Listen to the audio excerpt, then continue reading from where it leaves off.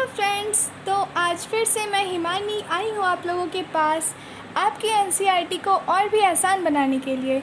तो आज हम लोग किंगडम फंजाई को अच्छे से समझते हैं हिंदी में एक्सप्लेन करके एनसीईआरटी को। किंगडम फंजाई, पहली बात ये कि ये हेट्रोट्रॉफिक ऑर्गेनिज्म का एक यूनिक किंगडम है। एक यूनिक किंगडम है हेट्रोट्रॉफिक ऑर्गेनिज्म का, और ये मॉर्फोलॉजी एंड हैबिटेट में ग्रेट डाइवर्सिटी शो करता है। आप लोगों ने मॉइस्ट ब्रेड एंड जो सड़े हुए फ्रूट्स होते हैं उनके ऊपर फंजाई ज़रूर देखा होगा। जो ईटेबल फंजाई होता है, खाने वाला फंजाई होता है, वो common mushroom and toadstool है, वो भी फंगस ही है। मस्टर्ड लीव्स पर दिखने वाला वाइट स्पॉट एक पैरासिटिक फंगस के द्वारा ही होता है। एंड कुछ यूनिसेलुलर फंजाई होते हैं जैसे कि यीस्ट, वो ब्रेड एंड बियर बनाने में यूज़ होते हैं। कुछ फंजाई प्लांट्स एंड एनिमल्स में डिजीज़ उत्पन्न करते हैं जैसे कि व्हीट रस्ट पक्सीनिया के द्वारा होता है। किसके द्वारा? पक्सीनिया के द्वारा व्हीट रस्ट। एंड कुछ फंजाई होते हैं जो एंटीबायोटिक्स के सोर्स की तरह होते हैं जैसे कि पेनिसिलियम। फंजाई कॉस्मोपॉलिटन होते हैं। कॉस्मोपॉलिटन ये हर जगह मिलते हैं जैसे कि एयर में, वाटर में, सॉइल में, प्लांट में एंड एनिमल्स के ऊपर तक ये मिल जाते हैं। ये वार्म एंड ह्यूमिड प्लेसेस पर ग्रो करना ज़्यादा पसंद करते हैं, ठीक है। और हम अपने फूड को जब रेफ्रिजरेटर में रखते हैं उसका कारण यही है कि वहाँ ठंड होने की वजह से वो बैक्टीरिया या फिर फंजाई से बच जाते हैं। यूनिसेलुलर यीस्ट को छोड़कर फंजाई फिलामेंटस होते हैं। जो यूनिसेलुलर यीस्ट है उसको छोड़कर बाकी सारे फंजाई फिलामेंटस होते हैं। उनकी बॉडी में एक long slender thread like structure होता है जिसको कि हाइफा कहते हैं। Long slender thread like structure जिसको कि हाइफा कहेंगे। हाइफा के नेटवर्क को माइसीलियम कहते हैं। हाइफा का जो नेटवर्क होता है उसको माइसीलियम कहते हैं। कुछ हाइफा में सेप्टा होते हैं और कुछ में नहीं होते हैं। कुछ हाइफा में सेप्टा नहीं होते हैं और कुछ में होते हैं। ये कॉन्टिन्यूस ट्यूब लाइक होते हैं जिसमें मल्टी न्यूक्लिएटेड साइटोप्लाज्म होता है। मल्टी न्यूक्लिएटेड साइटोप्लाज्म, और ऐसे हाइफा को सिनोसिटिक हाइफा कहते हैं। सिनोसिटिक हाइफा कहते हैं। ज़्यादातर हाइफा में सेप्टा या फिर क्रॉस वॉल होता है। ज़्यादातर हाइफा में सेप्टा होता है, दैट इज़ क्रॉस वॉल होता है। फंजाई की सेल वॉल काइटिन की एंड पॉलीसेकेराइड की बनी होती है। जो फंजाई की सेल वॉल होती है वो काइटिन की एंड पॉलीसेकेराइड की बनी होती है। ज़्यादातर फंजाई हेटेरोट्रॉफिक होते हैं। कैसे होते हैं? हेटेरोट्रॉफिक होते हैं, और ये सेप्रोफाइट्स हो सकते हैं जो कि डेड सब्सटेंसेस से सॉल्युबल ऑर्गेनिक मैटर एब्जॉर्ब करते हैं। ज़्यादातर फंजाई हेटेरोट्रॉफिक होते हैं और ये सेप्रोफाइट्स हो सकते हैं जो कि डेड सब्सटेंसेस से सॉल्युबल ऑर्गेनिक मैटर एब्जॉर्ब करते हैं। पैरासिटिक फंजाई फंगस ये लिविंग प्लांट और एनिमल पर डिपेंड करते हैं। जो पैरासिटिक फंजाई होते हैं ये लिविंग प्लांट्स पर और एनिमल्स पर डिपेंड रहते हैं।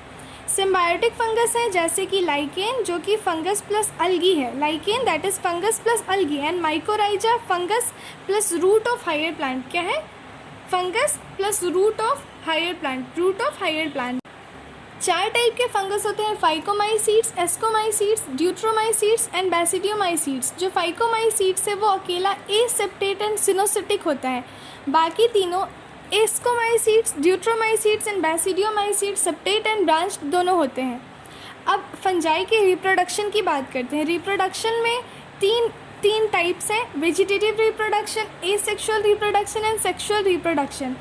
वेजिटेटिव रिप्रोडक्शन ये फ्रैगमेंटेशन के द्वारा, फिजन के द्वारा या फिर बडिंग के थ्रू होता है। फ्रैगमेंटेशन, फिजन या फिर बडिंग। एसेक्सुअल रिप्रोडक्शन स्पोर्स के थ्रू होते हैं जिनको कि कोनिडिया या फिर स्पॉन्जियोस्पोर या फिर जूस्पोर कहते हैं। कोनिडिया या फिर स्पोरेंजियोस्पोर या फिर जूस्पोर। और सेक्सुअल रिप्रोडक्शन ऊस्पोर्स के थ्रू, एस्कोस्पोर के थ्रू या फिर बैसिडियोस्पोर्स के थ्रू होते हैं। ऊस्पोर, एस्कोस्पोर या फिर basidiospore. Different spore distinct structure में प्रोड्यूस होते हैं जिनको कि फ्रूटिंग बॉडीज़ कहा जाता है। Fruiting bodies. सेक्सुअल साइकिल में 3 स्टेप्स होते हैं। जो सेक्सुअल साइकिल है उसमें 3 स्टेप होते हैं। पहला plasmogamy, second karyogamy and last is meiosis. पहला plasmogamy, karyogamy and meiosis. Plasmogamy में 2 मोटाइल या फिर नॉन मोटाइल गैमेट्स के प्रोटोप्लाज्म का फ्यूज़न होता है। 2 मोटाइल या फिर नॉन मोटाइल गैमेट्स के प्रोटोप्लाज्म का फ्यूज़न होता है। कैरियोगेमी में दो न्यूक्लियाई के बीच फ्यूज़न होता है। कैरियोगेमी में दो न्यूक्लियाई के बीच फ्यूज़न होता है। और लास्ट मियोसिस, ये जाइगोट में होता है जिसमें हैप्लॉइड स्ट्रक्चर्स उत्पन्न होते हैं। क्या होते हैं? जाइगोट में होगा जिसमें हैप्लॉइड स्ट्रक्चर्स स्पोर्स उत्पन्न होंगे। सेक्सुअल रिप्रोडक्शन में कंपैटिबल मेटिंग के टाइम पर दो हैप्लॉइड हाइफा आसपास आते हैं। क्या होता है? सेक्सुअल रिप्रोडक्शन में जो कंपैटिबल मेटिंग होती है उस टाइम में दो हैप्लॉइड हाइफा पास आएंगे। दो हैप्लॉइड हाइफा पास आएंगे। कुछ फंजाई में दो हैप्लॉइड सेल के फ्यूज़न होने के जस्ट बाद डिप्लॉइड 2n सेल बन जाती है। ठीक है, कुछ फंजाई में दो हैप्लॉइड सेल के फ्यूज़न के तुरंत बाद डिप्लॉइड सेल 2n बन जाती है। जबकि जो अदर फंजाई होते हैं जैसे कि एस्कोमाइसीट्स एंड बैसिडियोमाइसीट्स, वहाँ पर एक इंटरवेनिंग डाइकैरियोटिक स्टेज आता है, दैट इज़ n+n, 2 न्यूक्लियाई पर सेल। ठीक है, 2 न्यूक्लियाई पर सेल। और इस कंडीशन को डाइकैरियन या फिर डाइकैरियोटिक फेज कहते हैं। बाद में पैरेंटल न्यूक्लियाई फ्यूज़ हो जाती है और सेल्स डिप्लॉयड हो जाते हैं। फंजाई फ्रूटिंग बॉडीज़ बनाती है जिनमें रिडक्शन डिवीज़न होता है और जिससे हैप्लॉइड स्पोर्स बनते हैं। जो फंजाई होती है वो फ्रूटिंग बॉडीज़ बनाती है जिसमें रिडक्शन डिवीज़न होता है और जिसके द्वारा हैप्लॉइड स्पोर्स बनते हैं। माइसीलियम की morphology, mode of spore formation and fruiting bodies के बेसिस पर फंजाई को डिफरेंट क्लासेस में बांटा गया है, जैसे कि फाइकोमाइसीट्स, एस्कोमाइसीट्स, बैसिडियोमाइसीट्स एंड ड्यूट्रोमाइसीट्स। माइसीलियम की morphology, mode of spore formation and fruiting bodies के बेसिस पर फंजाई को डिफरेंट क्लासेस में बांटा गया, जैसे कि फाइकोमाइसीट्स, एस्कोमाइसीट्स, बैसिडियोमाइसीट्स एंड ड्यूट्रोमाइसीट्स। अब हम लोग जानते हैं इन सारे के पहले एग्जाम्पल के बारे में। पहला है फाइकोमाइसीट्स। हाँ, फाइकोमाइसीट्स एसेप्टेट सिनोसिटिक होता है। कैसा होता है? एसेप्टेट सिनोसिटिक। फाइकोमाइसीट्स में एसेक्सुअल रिप्रोडक्शन जूस्पोर, एप्लानोस्पोर के द्वारा होता है। जूस्पोर और एप्लानोस्पोर के द्वारा। फाइकोमाइसीट्स में सेक्सुअल रिप्रोडक्शन जाइगोस्पोर के द्वारा होता है। जाइगोस्पोर, ठीक है, सेक्सुअल रिप्रोडक्शन जाइगोस्पोर के द्वारा होता है। और फाइकोमाइसीट्स ग्रीन फंजाई होती है। फाइकोमाइसीट्स ग्रीन फंजाई होती है। फाइकोमाइसीट्स के एग्जाम्पल्स हैं Mucor, Rhizopus and Albugo. Mucor, Rhizopus and Albugo. Mucor, Rhizopus and Albugo. Rhizopus is bread mould and Albugo parasite fungus on mustard. अब हम लोग बात करते हैं एस्कोमाइसीट्स की। एस्कोमाइसीट्स सेप्टेट एंड ब्रांच्ड है। ड्यूट्रोमाइसीट्स भी सेप्टेट एंड ब्रांच्ड है। बैसिडियोमाइसीट्स भी सेप्टेट एंड ब्रांच्ड है। तो पहले बात करेंगे एस्कोमाइसीट्स की। एस्कोमाइसीट्स में एसेक्सुअल रिप्रोडक्शन कोनिडिया के थ्रू होता है, दैट इज एक्सोजेनस। ठीक है, एस्कोमाइसीट्स में एसेक्सुअल रिप्रोडक्शन कोनिडिया के थ्रू होता है, that is exogenous. And sexual reproduction ascospore के थ्रू होता है। एस्कोडियोफोर के थ्रू, दैट इज इंडोजेनस। ठीक है, सेक्सुअल रिप्रोडक्शन एस्कोडियोफोर के थ्रू होगा, that is endogenous.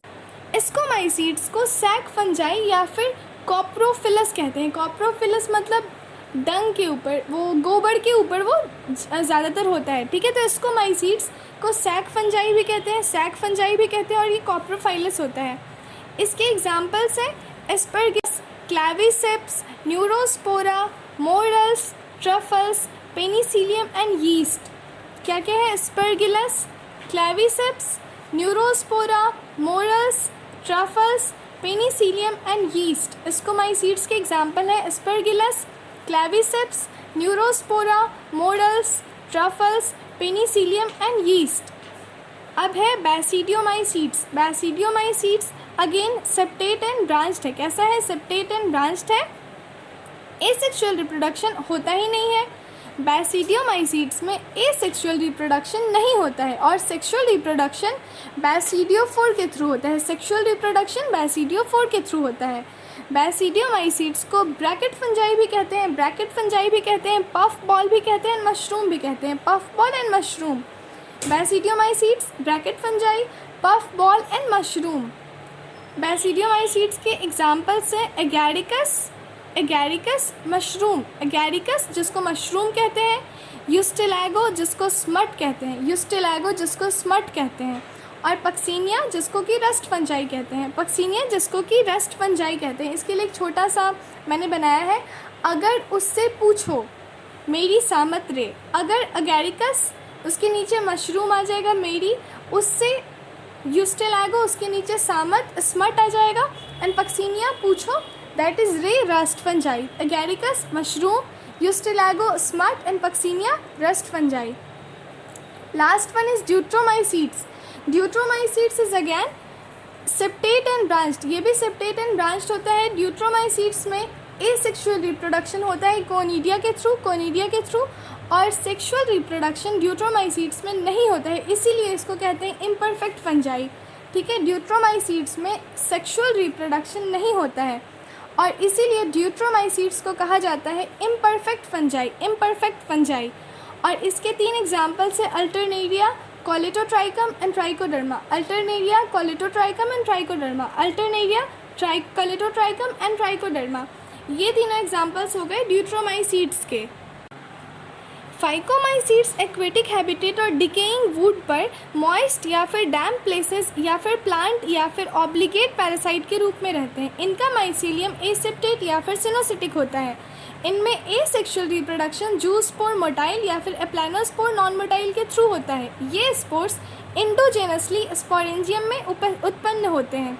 Sexual reproduction में 2 गैमेट्स के फ्यूज़न के थ्रू जाइगोस्पोर बनता है और ये gametes isogamous, similar in morphology, या फिर एनाइसोगैमस या फिर ऊगैमस होते हैं. ठीक है, एग्जाम्पल्स हैं म्यूकर, राइजोपस एंड एल्ब्यूगो. अब है एस्कोमाइसीड्स. इनको कॉमनली सैक फंजाई कहते हैं. ज़्यादातर मल्टी सेल्यूलर होते हैं एस्कोमाइसीड्स. पेनिसिलियम या फिर रेयरली यूनिसेल्यूलर यीस्ट सेचुरोमाइस. ये सेप्रोफिटिक, डिकम्पोजर, पैरासिटिक या फिर कॉप्रोफाइलस होते हैं. इनका माइसीलियम ब्रांच और सेप्टेट होता है. एसेक्सुअल स्पोर कोनिडिया होते हैं जो कि स्पेशल माइसीलियम पर एक्सोजेनसली प्रोड्यूस होते हैं. स्पेशल माइसीलियम को कोनिडियोफोर कहते हैं. कोनिडिया जर्मिनेट होकर माइसीलियम बनाते हैं. सेक्सुअल स्पोर को एस्कोडियोफोर कहते हैं. इसको स्पोर सैक लाइक स्काई में इंडोजेनसली उत्पन्न होता है. और एग्जाम्पल इसके हैं एस्परगिलस, क्लैविसेप्स एंड न्यूरोस्पोरा. न्यूरोस्पोरा का बायोकेमिकल और जेनेटिक वर्क में बहुत यूज़ होता है. मेनी मेंबर्स जैसे कि मोरल्स एंड ट्रफल्स हैं वो खाए भी जाते हैं. उन्हें डेलिकेसीज में लिया जाता है, जायकेदार माना जाता है. इसको माइसीड्स में ही ये आ जाते हैं. ठीक है, मोरल्स एंड ट्रफल्स. अब देखो बैसिडियोमाइसीड्स है जिसको bracket fungi, puffball and mushroom भी कहते हैं. और ये सॉइल, लॉग या फिर ट्री स्टम्प में या फिर लिविंग प्लांट के अंदर पैरासिटिक फॉर्म में रहते हैं. रस्ट एंड स्मट, इनका माइसीलियम ब्रांच और सेप्टेट होता है. जनरली इनमें एसेक्सुअल स्पोर नहीं होते हैं, लेकिन फ्रैगमेंटेशन के थ्रू वेजिटेटिव रिप्रोडक्शन कॉमन होता है. 6 ऑर्गन इनमें एब्सेंट होते हैं, लेकिन 2 वेजिटेटिव सेल्स या फिर सोमैटिक सेल के फ्यूज़न के थ्रू प्लाज्मोगेमी होता है. ये दोनों सेल्स डिफरेंट स्टेन या फिर जेनोटाइप की होती है. फ्यूज़न के बाद बनने वाले स्ट्रक्चर डाइकैरियोटिक होती है जिससे अल्टीमेटली बैसिडियम बनते हैं. बैसिडियम में कैरियोगैमी एंड मियोसिस होती है एंड 4 बैसिडियोफोर्स बनते हैं. बैसिडियोफोर एक्सोजेनसली प्रोड्यूस होते हैं. बैसिडियम फ्रूटिंग बॉडीज़ में लगे होते हैं जिससे कि बैसिडियोकार्प कहते हैं. एग्जाम्पल है Agaricus mushroom, Ustilago smut and Puccinia rust fungi. Deuteromycete को कॉमनली इम्परफेक्ट फंजाई कहते हैं क्योंकि इसमें केवल एसेक्सुअल या फिर वेजिटेटिव फेज होता है, सेक्सुअल रिप्रोडक्शन नहीं होता है. और जब इन फंजाई की सेक्सुअल फेज की खोज हो जाती है तब उसे उचित क्लास में रख दिया जाता है. ये भी पॉसिबल है कि एसेक्सुअल या फिर वेजिटेटिव स्टेज को एक नाम दे दिया जाए जो कि ड्यूट्रोमाइसीड्स में रख दे और सेक्सुअल स्टेज को दूसरे क्लासेस में. बाद में जब उनकी लिंकेज का पता लगाकर और फंजाई की सही पहचान होगी तो उन्हें ड्यूट्रोमाइसीड से निकाल लिया गया. एक बार जब ड्यूट्रोमाइसीड्स के मेंबर की परफेक्ट सेक्सुअल स्टेज का पता लग जाता है तब उन्हें एस्कोमाइसीड या फिर बैसिडियोमाइसीड्स में डाल दिया जाता है. ड्यूट्रोमाइसीड्स केवल एसेक्सुअल स्पोर कोनिडिया के द्वारा रिप्रोड्यूस करता है. इनमें माइसीलियम सेप्टेट और ब्रांच्ड होते हैं. इनके कुछ मेंबर्स सेप्रोफाइट या फिर पैरासिटिक होते हैं जबकि ज़्यादातर लिटर डिकम्पोजर और मिनरल साइक्लिंग में हेल्पफुल होते हैं. अल्टरनेरिया, कोलेटोट्राइकम एंड ट्राइकोडर्मा इसके कुछ एग्जाम्पल्स हैं. Thank you for listening. मैंने यहाँ पर पूरी NCERT को अच्छे से एक्सप्लेन किया और साथ ही मैं उसको याद करने का तरीका भी बताया है. आप लोग NCERT को सामने रखकर जब इसको सुनेंगे तो मुझे उम्मीद है कि आपका NCERT फंजाई अच्छे से क्लियर हो जाएगा. Thank you for listening. All the very best.